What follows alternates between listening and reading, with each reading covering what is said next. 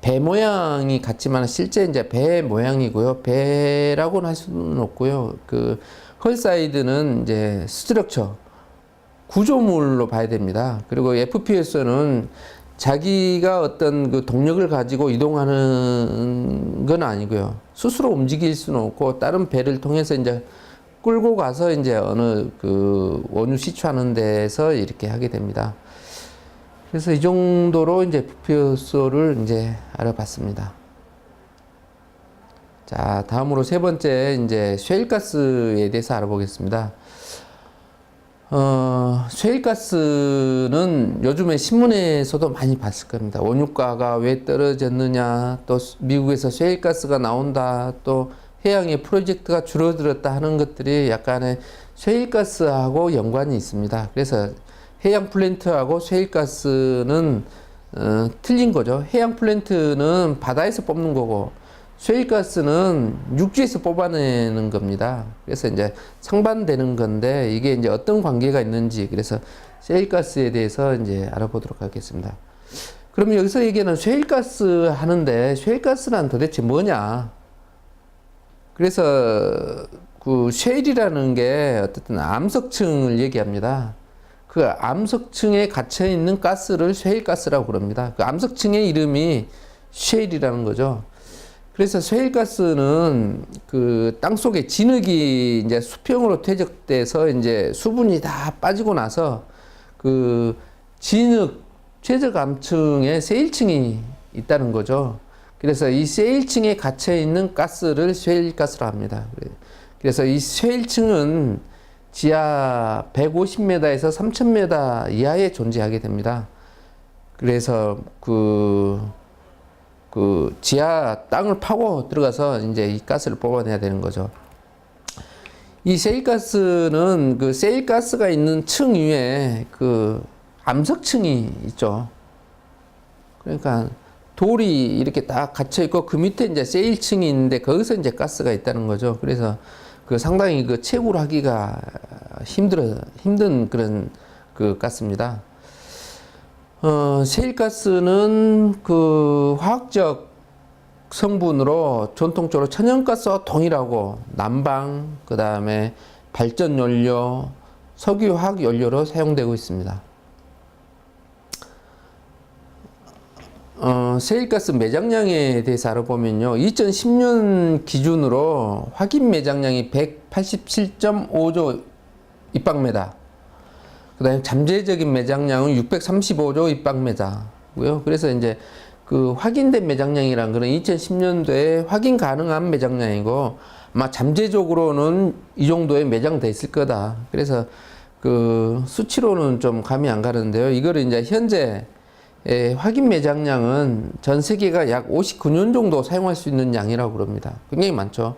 그리고 잠재되어 있는 매장량은 약 20년 동안 사용 가능한 규모라고 그럽니다. 그래서 뭐 아까 석유 매장량이 몇 년이면 고갈된다고 하지만은 결국은 또 이런 셰일가스가 이 정도의 매장이 돼 있다니까 굉장히 에너지가 지금 많이 매장돼 있는 겁니다.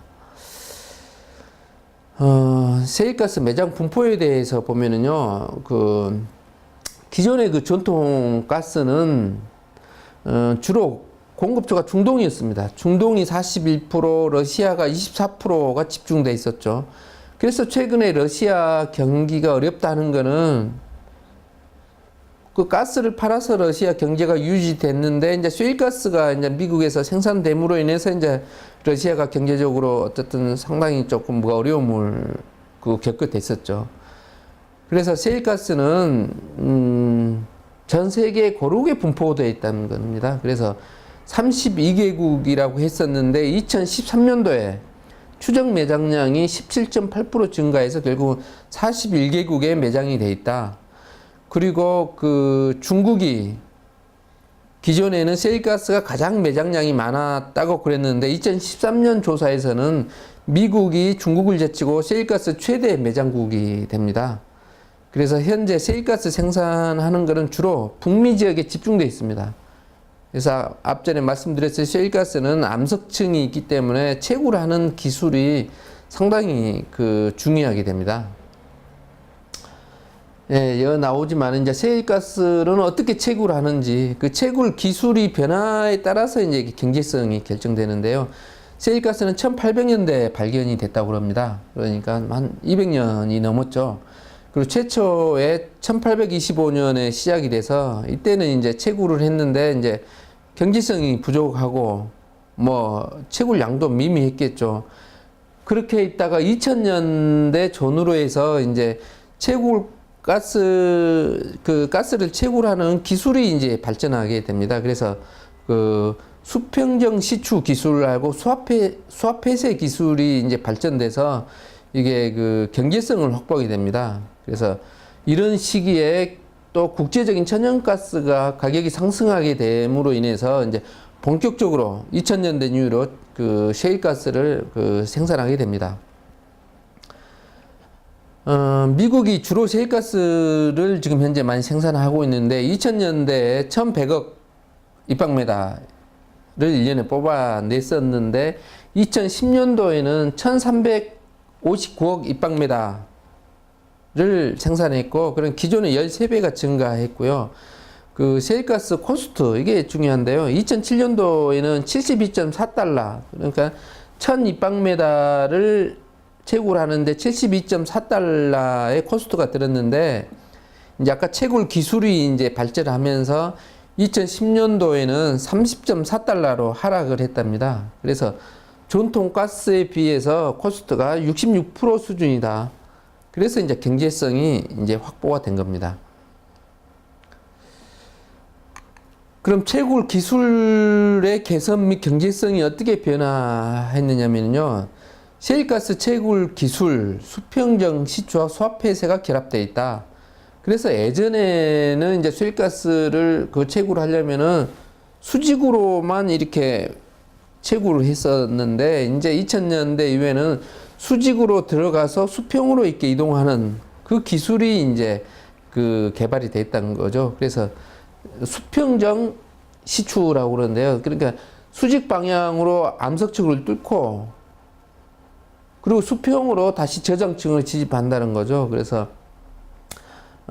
수평으로 이제 파이프를 연결해서 방향을 제어하는 기술이 개발되었다.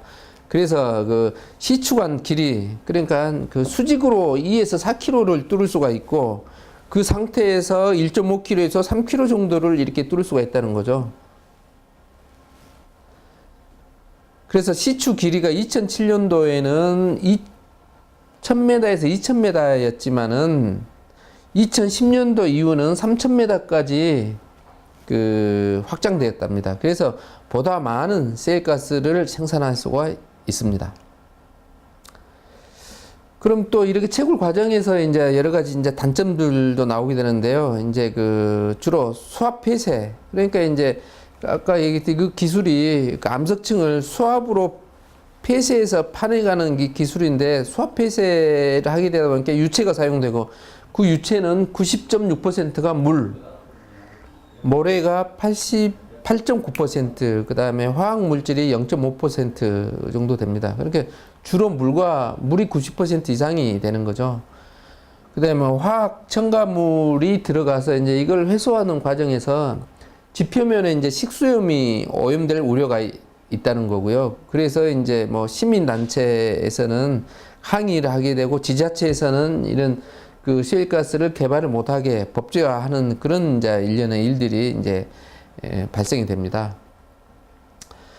또 하나의 단점으로는 이제 수압 폐쇄 때 막대한 수자원이 필요하는데 시추공 한 개당 하루 수자원이 10,000톤이 소요되고 물이 10,000톤 소요되고 모래가 약 700톤이 소요된다고 합니다. 그러면 미국 셰일가스 파급 효과에 대해서 알아보면은요, 미국이 천연가스 최대 수입국이었는데 셰일가스를 생산해서 2009년 러시아를 제치고 세계 최대 천연가스 생산국으로 바뀌었습니다. 그리고 유전 개발 후 3년 정도 경과 후에는 이제 75%가 감소된다는 뜻이고요. 그래서 처음에 이제 셰일가스를 뽑아내고 나면 3년 정도 지나면 이제 거의 다 뽑는다는 얘기죠. 그래서 이제 뭐 생산량이 감소한다는 거고, 미국 천연가스 생산 중 셰일가스 비중이 2010년도에는 23%에서 2004년도에는 50%로 이제 확대가 됐다고 합니다. 그래서 천연가스 하락으로 천연가스 가격이 하락하다 보니까 발전 비중이 19%에서 30%로 상승하고, 그리고 2035년까지 발전의 신증설되는 것 중에 60%를 가스로 바꾼다고 합니다. 미국의 경우입니다. 그래서 미국이 40년 만에 에너지 수입국에서 수출국으로 바뀌었습니다. 그래서 2013년도에 LNG를 일본으로 수출하게 됩니다. 그래서 미국이 기존에는 원유든 에너지를 수입해서 미국 땅 속에 저장하는 그런 것들을 해왔었는데, 그리고 미국은 원유를 수출을 못하게끔 돼 있었답니다. 어떤 법제화가. 그래서 2013년도에 이제 이런 셰일가스를 이제 수출하기 위해서 이제 법제화 변경이 끝났고요. 그러므로 인해서 일본으로 이제 2013년도에 셰일가스를 수출을 하게 됩니다. 우리나라도 가스 공사를 통해서 미국에서 셰일가스를 이제 도입하는 걸로 지금 거기에 따른 선박도 지금 발주가 다 나간 상태고요. 그래서 중요한 거는 이제 일본이 이제 셰일가스를 이제 수입을 하게 되는데, 아까 말씀드린 셰일가스는 기존의 가스보다 굉장히 가격이 저렴하다는 거죠. 그래서 일본 같은 경우에는 이제 아베노믹스라고 많이 듣는데, 이제 돈을 풀어서 경기를 활성화하는 그런 일본의 아베노믹스가 가속화됐거자. 그 원인이 이제 미국산의 셰일가스를 원유를 싸게 들여와서 이제 아베노믹스를 가속화하는데, 그 경제적인 효과가 연간 약 80억 달러라고 합니다. 셰일가스를 들여옴으로 인해서 절감되는 게. 그렇게 되면 일본의 이제 수입 물가가 하락하죠. 그렇게 되면 제품 원가가 이제 낮아지죠. 그 다음에 엔저가 떨어지죠. 그러다 보니까 일본이 이제 산업의 경쟁력을 가지게 됩니다. 그래서 결국 국내 제조업이 경쟁력이 약화될 수가 있다. 그래서 값싼 중국의 어떤 제품들, 그 다음에 일본의 어떤 품질 좋은 제품들이 이제 가격이 하락하게 되면은 우리나라의 어떤 수출하는 품목들이 경쟁력이 이제 좀 떨어진다는 거죠. 그래서 지금 일본은 최대 호황이라고 합니다. 기계 산업부터 모든 것들이 지금 아베노믹스로 인해서 지금 일본은 지금 경기가 활성화되어 있고, 저희 나라는 지금 상당히 지금 경기가 지금 안 좋아지고 있는데, 이런 것들 중에 원인 중에 하나가 셰일가스의 영향도 있다. 이렇게 조금 이제 참조를 하시면 될 것 같습니다. 그럼 셰일가스로 인해서 우리가 이제 앞으로 어떻게 변화될 거냐 하는 것들이 이제 기계 산업이 이제 발전될 거다. 이렇게 이제 전문가들이 전망을 하고 있습니다. 그래서 기계 산업은 셰일가스의 업스트림과 다운스트림 전역에서 어떤 관련된 이제 장비의 부품들이 공급될 거다. 그래서 업스트림이라는 거는 이제 셰일가스를 뽑아낼 때 지표면 위에 있는 설비들, 그다음에 다운스트림의 이제 셰일가스를 뽑아내는 지표면 밑에 있는 그 설비들을 얘기하죠. 그래서 이러한 기자재들이 공급이 많이 늘어날 거다. 그 다음에 앞전에서 셰일가스를 뽑아내기 위해서는 90% 이상의 물이 사용된다고 그랬는데, 그렇게 하다 보니까 오염 때문에 수처리 시스템이